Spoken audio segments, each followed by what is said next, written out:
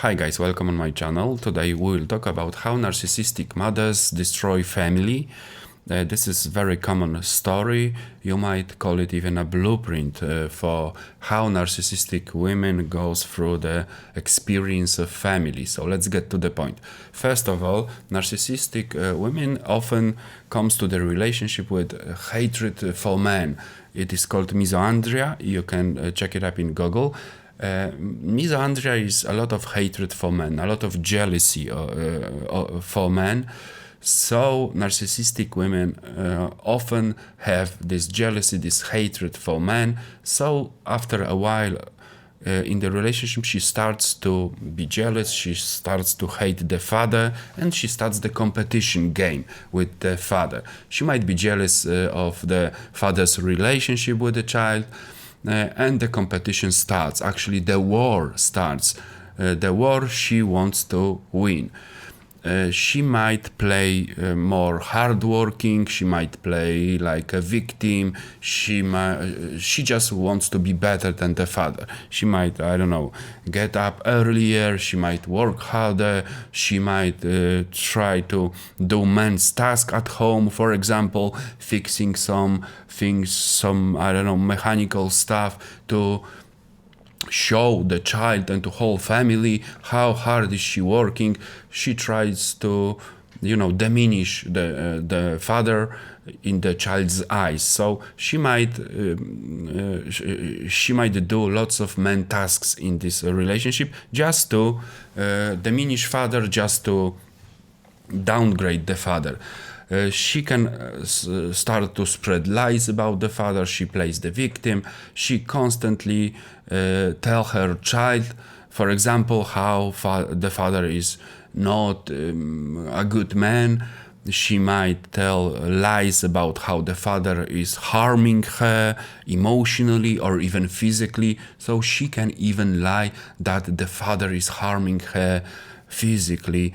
And that could be a lie, so that she manipulate the child for being her, warrior, her savior. Okay. This is how she is alienating the father from the child. Because she lost the competition game, and actually nobody cares that she's working more than the father, that she's doing father's task, man task at the home, she starts alienating the father. She tries to pit, she's actually not tries, she pit children against their father, and that's her whole game. She tries to undermine the father in front of the children. She talks behind the father's back to children, always portraying father as the bad one. For example, she tells the child that your father is so irresponsible. Look what father did. Look for father did not. What should he be doing and what he's not doing. She's framing herself as the sufferer in the family. That father is hurting her, and you must be her protector. This is the game she plays. She may fabricate conflicts to make her children defend her. So, for example, she can cry, she can play victim, and she can fabricate lots of conflicts in family and make father confused. What's happening? Why are we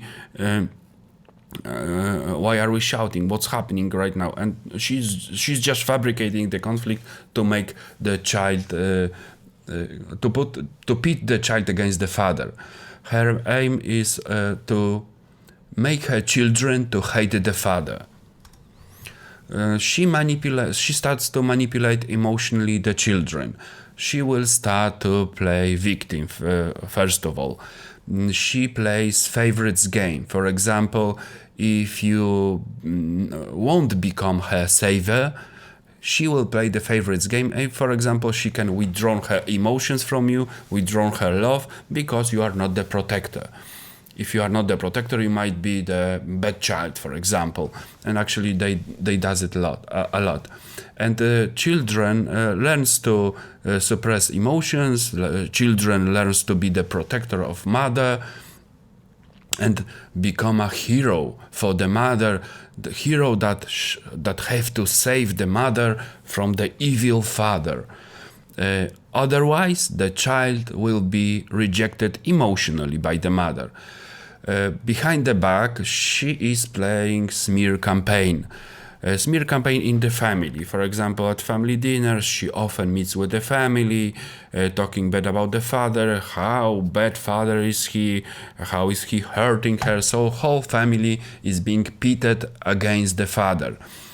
She does constant smear campaign in the family, portraying the father as a bad person, and she often does it in front of the children. So she takes the children to her family, and she's talking bad about the father, always playing victim in front of the family. So the child sees whole family,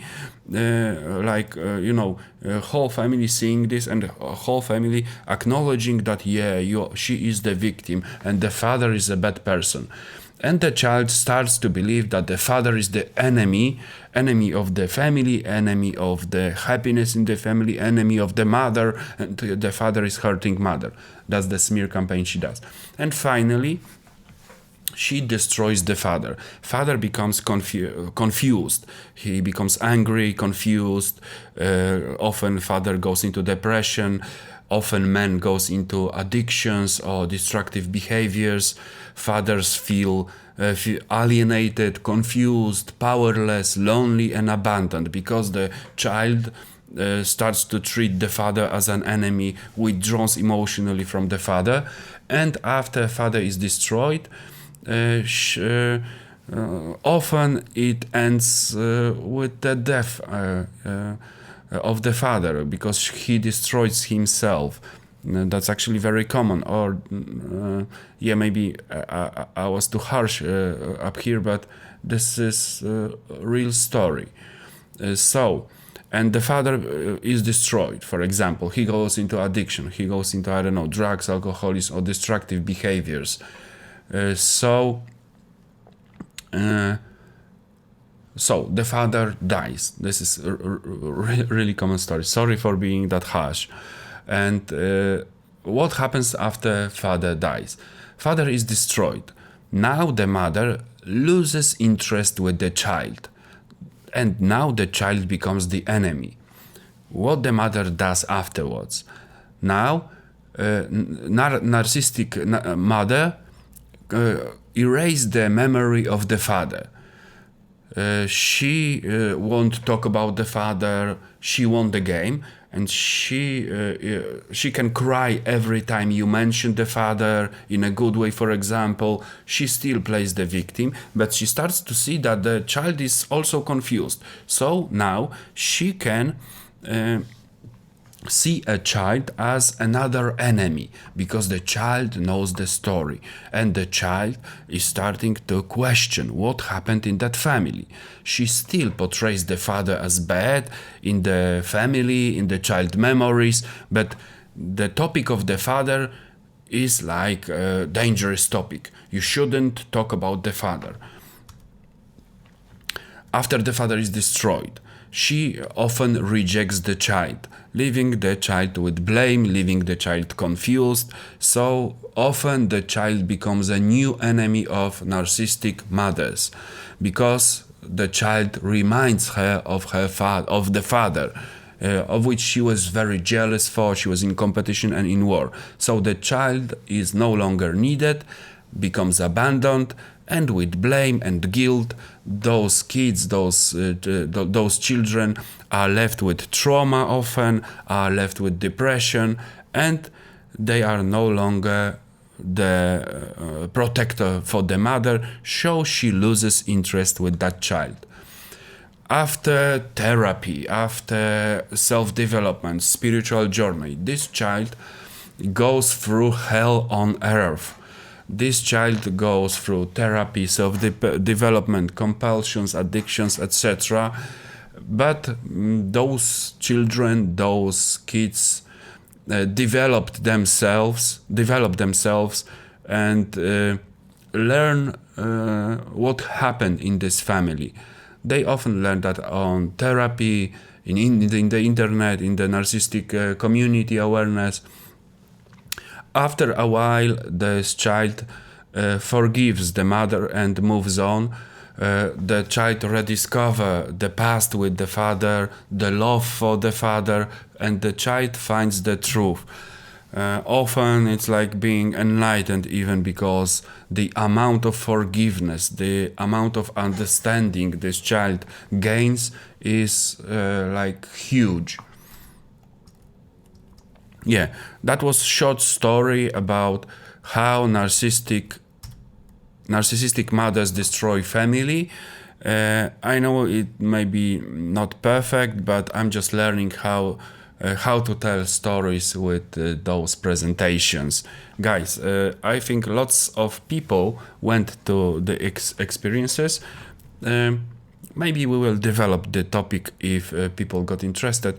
I think that this is a common story in narcissistic women's mothers' lives. What happens next? Let's see what happens next. Does the mother go through therapy?